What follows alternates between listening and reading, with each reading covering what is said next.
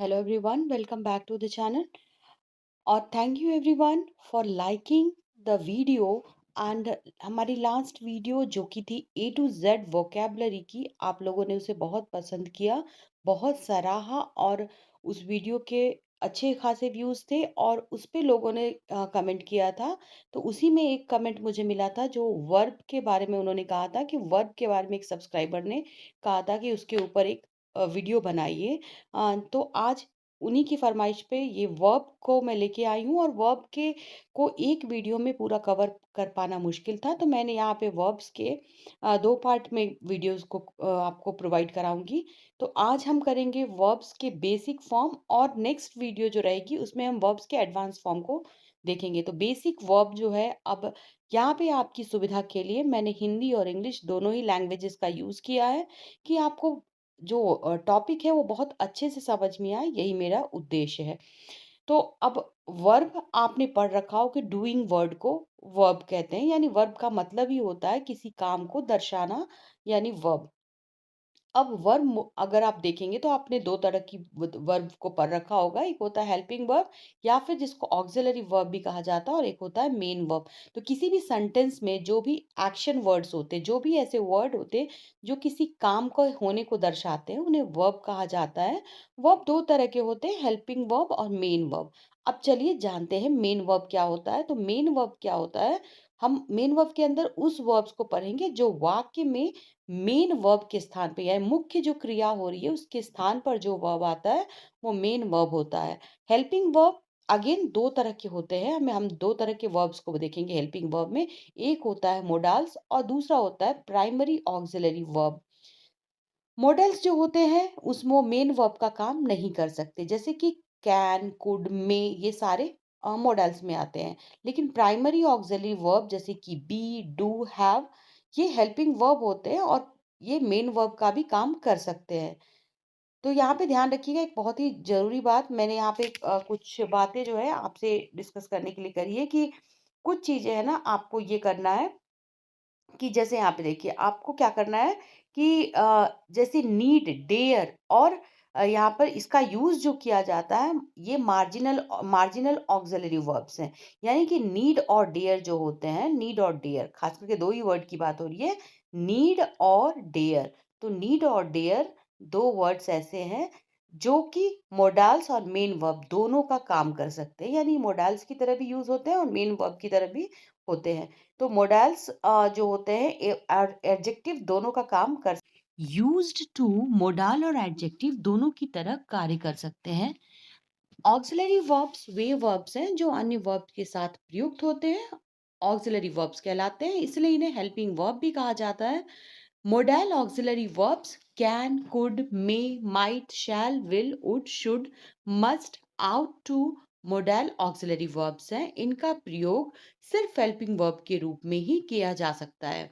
जैसे कि she can run fast, तो यहाँ पे can एक मोडाल है जिसका यूज रन के साथ किया जा रहा है जो कि मेन वर्ब है। You should study English, you should यहाँ पे मोडाल है जो कि मेन वर्ब स्टडी के साथ यूज हो रहा है। Marginal auxiliary verbs used to, need, dare, marginally auxiliary verbs हैं।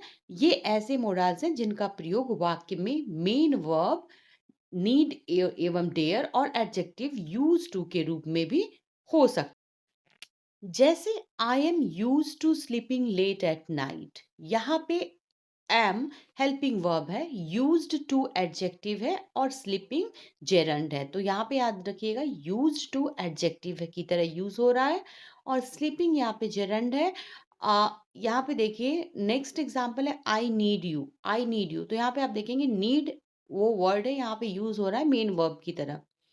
ठीक है, you need not come tomorrow, you need, need यहाँ पे हेल्पिंग वर्ब की तरह वर्क कर रहा है, कम यहाँ पे डायरेक्ट इन्फिनेटिव की तरह यूज हो रहा है। She does not dare to come home late, dare यहाँ पे मेन वर्ब की तरह यूज हो रहा है, टू कम इन्फिनेटिव का फॉर्म है यहाँ पे। I dare not enter his room without permission, यहाँ पे डेयर हेल्पिंग वर्ब है और एंटर डायरेक्ट इन्फिनेटिव है। ऑक्सिलरी वर्ब्स के कुछ इंपॉर्टेंट पॉइंट्स जान लेते हैं एग्जाम पॉइंट ऑफ व्यू से, जो बहुत इंपॉर्टेंट है। मैंने भी वही वही पॉइंट्स सिर्फ लिए हैं जो एग्जाम के लिए इम्पोर्टेंट है। मोडाल ऑक्सिलरी वर्ब्स का प्रयोग मेन वर्ब के रूप में नहीं होता है, इसका प्रयोग हेल्पिंग वर्ब्स के रूप में होता है। जैसे I can lift this book, यहाँ पे कैन हेल्पिंग वर्ब है, लिफ्ट मेन वर्ब है। ही शुड वर्क हार्ड, यहाँ पे शुड हेल्पिंग वर्ब है और वर्क मेन वर्ब है। ये रूल नंबर 1 है। रूल नंबर 2 है मॉडल ऑक्सिलरी वर्ब का V1, V2, V3 ING form या फिर एस या ईएस फॉर्म नहीं होता, याद रखिएगा। इसका प्रयोग सभी नंबर्स तथा पर्सन्स के सब्जेक्ट्स के साथ हमेशा एक ही रूप में होता है, अर्थात इसके रूप में यानी कि इसके फॉर्म में कोई चेंजेस नहीं होता है। तो इसे आप इजीली आइडेंटिफाई कर सकते हैं, जैसे कि शी कैन हेल्प यू, तो हेल्प यहाँ पे V1 है, जिसका कि अपने बेस फॉर्म में ही इसका यूज हुआ है। You should understand your friends, understand भी यहाँ पे V1 है जो कि बेस फॉर्म में यूज हुआ है।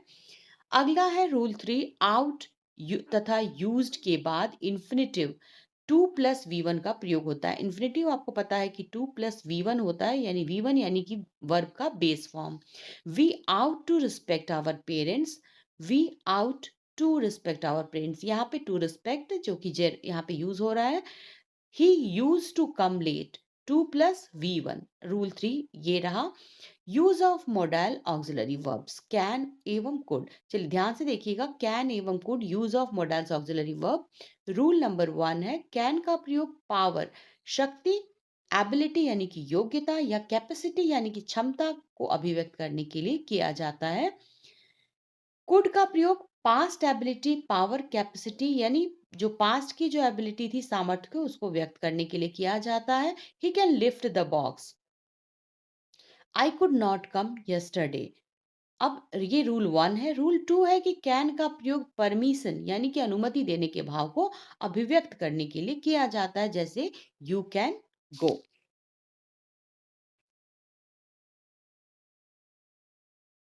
रूल नंबर 3, कैन का प्रयोग थ्योरेटिकल पॉसिबिलिटी यानी कि सैद्धांतिक संभावना को अभिव्यक्त करने के लिए किया जाता है, जैसे everyone can make a mistake. Rule 4 है कुड का प्रयोग रिमोट पॉसिबिलिटी व्यक्त करने के लिए किया जाता है, जैसे कि there could be bomb under your seat.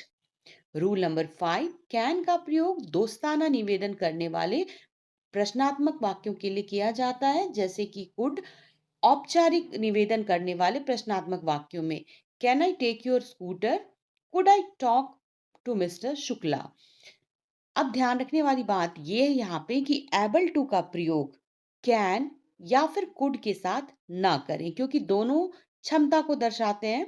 तो यहाँ पे जैसे कि मैं बात करूंगी सेंटेंस की, I can not be able to come tomorrow, ये सेंटेंस गलत होगा।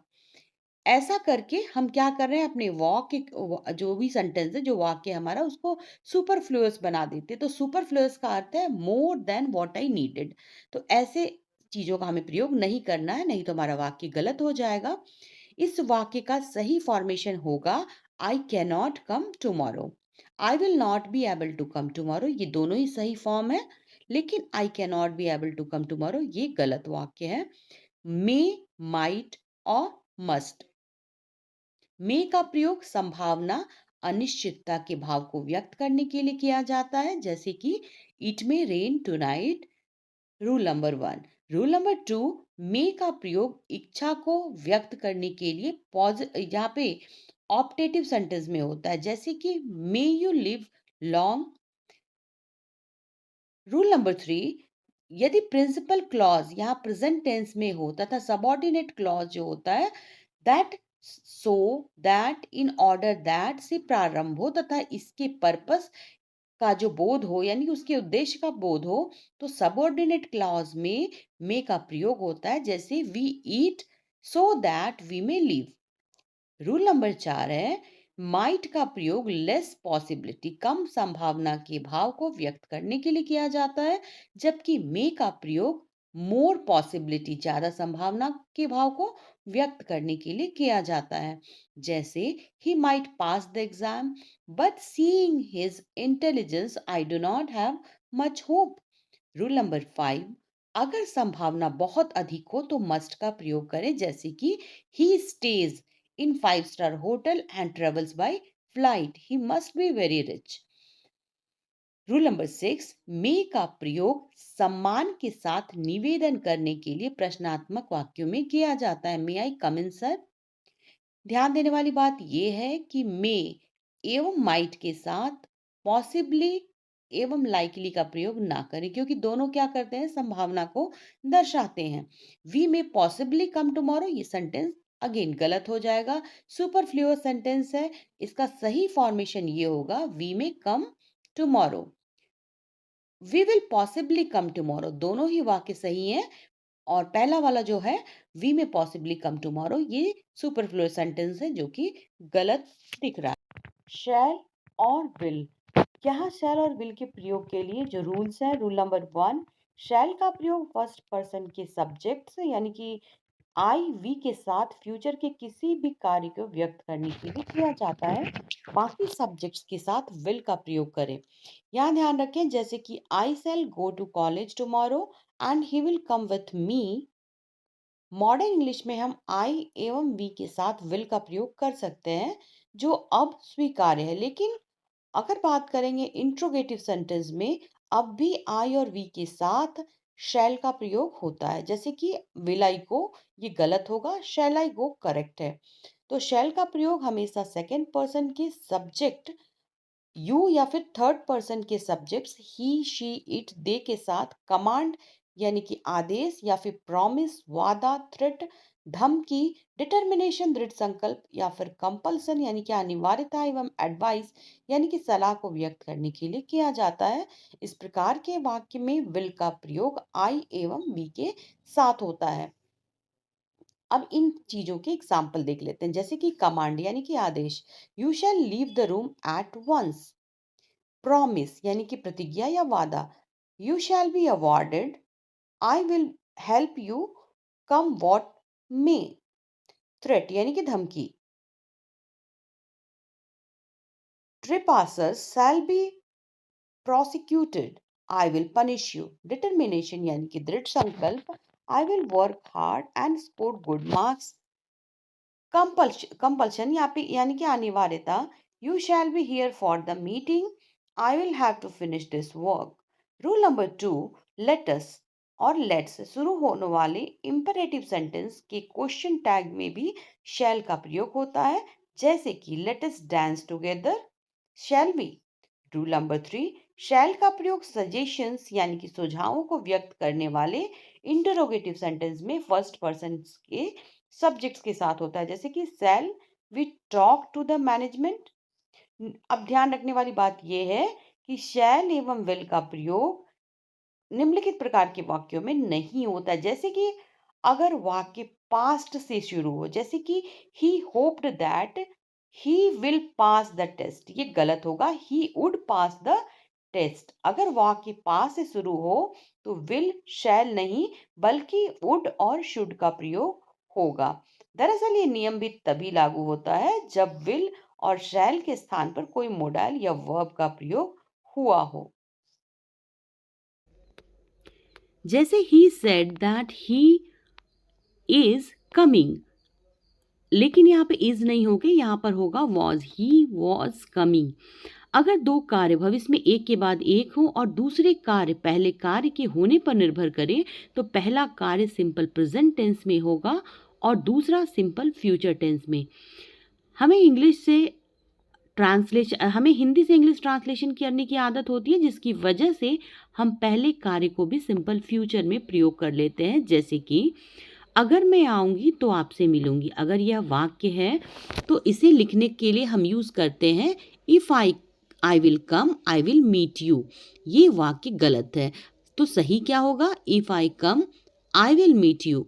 ये वाक्य लिखने का सही तरीका है. निम्नलिखित शब्दों को ध्यान से देखिए. उसके बाद सिंपल फ्यूचर टेंस का प्रयोग नहीं होता बल्कि सिंपल प्रेजेंट टेंस का होता है. जैसे कि if, as soon as, in case, provided, unless, until, before, after, when.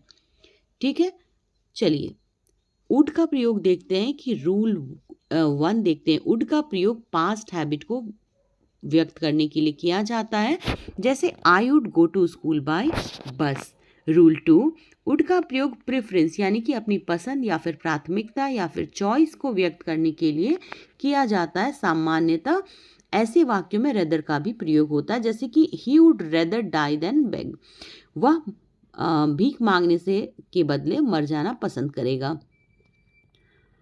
Rule 3, अगर वाक्य का आरंभ पास्ट से हो तो वाक्य आगे पास्ट में ही रहेगा और विल या पास्ट टेंस का पास्ट टेंस वुड होता है, विल का पास्ट टेंस वुड होता है। जैसे यहाँ पे एग्जांपल बताती हूँ, he hoped that he will pass, तो ही विल पास यहाँ पर नहीं होगा बल्कि यहाँ पर होगा he would pass. Rule number 4 में would use to simple past tense तीनों का प्रयोग भूतकाल के रूटीन एक्शन को दर्शाने के लिए भी किया जाता है। जैसे कि I use to go to school by bus, I would return, यहाँ पे यूज टू के साथ V1, वुड रिटर्न, वुड के साथ V1, I would return on foot, we played for hours before returning home. So यहाँ पर played यानी कि वर्ब का सेकेंड फॉर्म लगा है। रूल नंबर 5, वुड का प्रयोग प्रेजेंट या पास्ट के कोरी कल्पना को व्यक्त करने वाले वाक्यों के प्रिंसिपल क्लॉज में होता है। जैसे कि if I were a bird I would fly in the sky, अगर मैं पक्षी होती तो मैं आसमान में उड़ सकती। ध्यान देने वाली बात यह है कि अगर वाक्य काल्पनिक शब्द, जो वाक्य के काल्पनिक पद हैं उससे संबंधित हो तो सभी सब्जेक्ट के साथ वेयर का प्रयोग करें। जैसे कि I wish I were a bird, निम्नलिखित शब्दों से वाक्य के काल्पनिक होने का आभास होता है, इसके साथ वॉज का प्रयोग नहीं होगा। जैसे कि आई विश, जैसे कि I wish, as though, if, as if, would that एवं सपोज।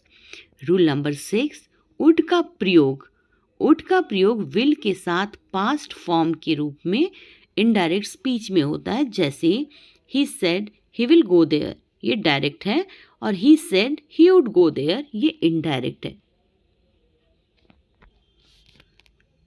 रूल नंबर 7, वुड का प्रयोग पोलाइट रिक्वेस्ट को व्यक्त करने के लिए प्रश्नात्मक वाक्यों में होता है। जैसे would you help me. Rule number 8, would का प्रयोग प्रोबेबिलिटी यानी संभावना को व्यक्त करने के लिए किया जाता है। जैसे he would be sleeping.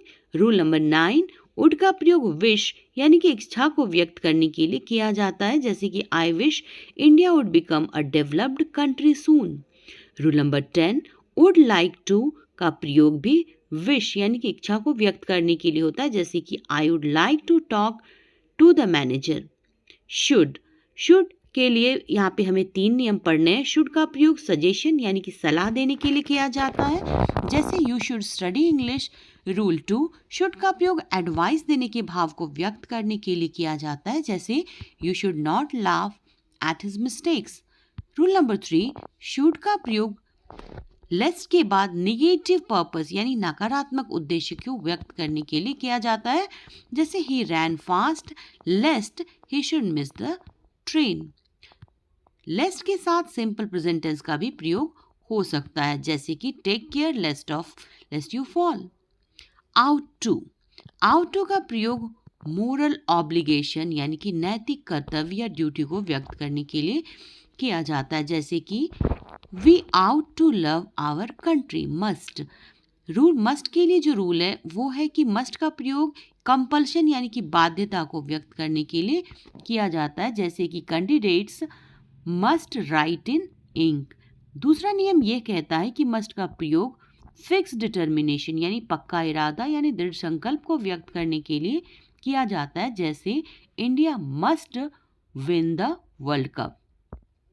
Rule number 3 ये बताता है कि मस्ट का प्रयोग ड्यूटी यानी कि कर्तव्य को व्यक्त करने के लिए किया जाता है। जैसे a soldier must fight for his country. Use to का प्रयोग पास्ट हैबिट सिचुएशन यानी पहले की आदत को व्यक्त करने के लिए किया जाता है। जैसे he used to study till 10 p.m. used to और uses to का प्रयोग प्रेजेंट रूटीन एक्शन को व्यक्त करने के लिए नहीं होता, बल्कि प्रेजेंट रूटीन एक्शन को व्यक्त करने के लिए सिंपल प्रेजेंट टेंस का प्रयोग होता है। जैसे कि he uses to study till 10 p.m. and then goes to bed। ये सेंटेंस गलत होगा, तो सही होगा he studies till 10 p.m. and then goes to bed। Use to का प्रयोग अफर्मेटिव, नेगेटिव, इंट्रोगेटिव सेंटेंस में इस प्रकार होता है। अफर्मेटिव में इसका यूज होता है he use to come late here. Negative he use not to come here, he did not use to come here. Interrogative में used he to come here या फिर did he use to come here, दोनों तरीकों से हो सकता है। ध्यान देने वाली बात यह है कि वर्ब प्लस यूज टू के बाद V1 प्लस ING का प्रयोग होता है और ये हैबिचुअल एक्शन को दर्शाता है। ध्यान देने वाली बात यह है कि कई वर्ब्स, एडजेक्टिव या फ्रेजेस के बाद टू का प्रयोग होता है। यहाँ टू के बाद V1 का प्रयोग नहीं होगा, बल्कि V1 प्लस ING का प्रयोग होगा, जैसे कि बी यूज टू। यहाँ पे ध्यान देने वाली बात यह है कि बी यूज टू एक्यूज, यहाँ पर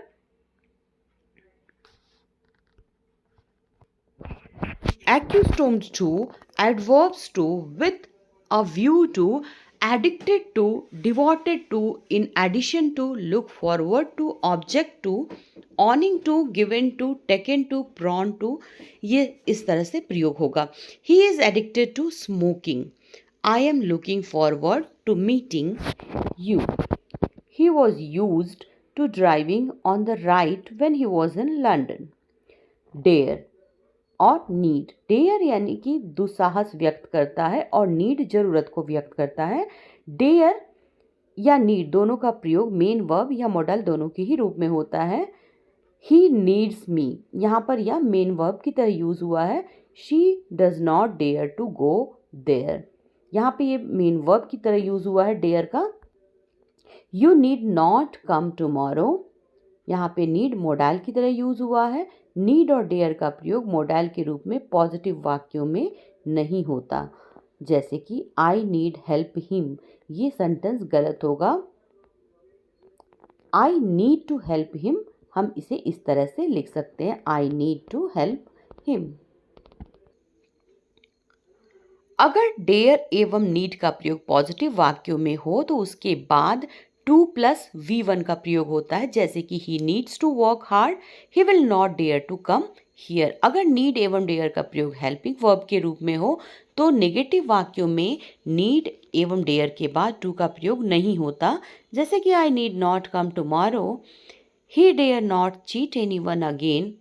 निवेदन करने के लिए मोडाल्स का प्रयोग किया जाता है, जैसे कैन का प्रयोग होता है फ्रेंडली रिक्वेस्ट के लिए, जैसे can I take your bike. Could formal request के लिए could I talk to mister Singh.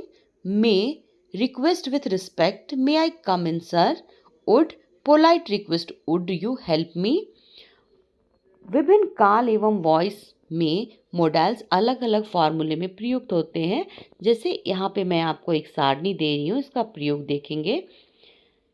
Indefinite में subject plus model plus V1 plus object. Passive voice में ऑब्जेक्ट प्लस मॉडल बी और प्लस सब्जेक्ट। तो ये इसकी आप एक स्क्रीनशॉट ले लीजिए। ये सभी फॉर्मूले को आप ध्यान से देखें और आप पाएंगे कि मॉडल्स के बाद वर्ब का प्रयोग V1 के फॉर्म में होता है। मॉडल्स का प्रयोग परफेक्ट में नीचे दिए गए फॉर्मूला को देखें और उसका विशेष अर्थ उदाहरण में भी देखेंगे। Subject plus model plus have plus V3 plus object. कई बार हम model plus have plus V3 का प्रयोग करते हैं, जैसे कि should have come, could have gone, need not have been. तो वाक्य में छिपा हुआ अर्थ भी होता है जो वाक्य के अर्थ के जस्ट विपरीत होता है, जैसे I could score good marks, meaning है I had the ability. I could have score good marks, यहाँ पे हिडन मीनिंग है आई डिड नॉट स्कोर दो, so I had the ability. तो यहाँ पर ये एबिलिटी को दर्शाता है। You should work hard, just a suggestion, ये सजेशन की तरह use. You should work hard, hidden meaning है you didn't. Primary auxiliary verbs do have be primary auxiliary verbs हैं। इन वर्ब्स का प्रयोग मेन वर्ब एवं हेल्पिंग वर्ब दोनों के ही रूप में किया जा सकता है। जैसे कि आई डू फॉर्म्स इसका इस प्रकार है do, does, did, done. Do और डज V1, डिड V2 और डन V3 है। I do my work main verb की तरह यूज हुआ है। I did not know him, यहाँ पे डिड हेल्पिंग वर्ब और नो मेन वर्ब की तरह यूज हो रहा है। हैव की फॉर्म्स कुछ इस प्रकार हैं। Have has V1, had V2, had V3। Have का प्रयोग यहाँ पर पोजीशन यानी कि अधिकार दर्शाने के लिए किया जाता है। I have a car, have यहाँ पर मेन वर्ब है। हैव का प्रयोग हेल्पिंग वर्ब के रूप में परफेक्ट एवं परफेक्ट कंटिन्यूअस टेंस में होता है। जैसे कि I have not seen him, I had been waiting for him for a long time. Have का प्रयोग इन्फिनेटिव के साथ प्रयोग होता है फोर्स्ड एक्शन यानी दबाव में किए जाने वाले कार्य को दर्शाने के लिए। जैसे कि I have to work hard, she had to leave her job. Be के फॉर्म्स कुछ इस प्रकार हैं। Be, is, am, are, was, were, been. अब हेल्पिंग वर्ब एवं मेन वर्ब के रूप में इसका प्रयोग देखेंगे। I am a doctor, am main verb, he was working hard, was helping verb, he has been to London, has यहाँ पर helping verb, been main verb है। तो ये आज हमने वर्ब का एक पार्ट कवर किया जो कि था ऑक्सिलरी वर्ब। अगले वीडियो में हम इसे कंटिन्यू करते हुए मेन वर्ब को करेंगे। Till then goodbye and take care. Thanks for watching.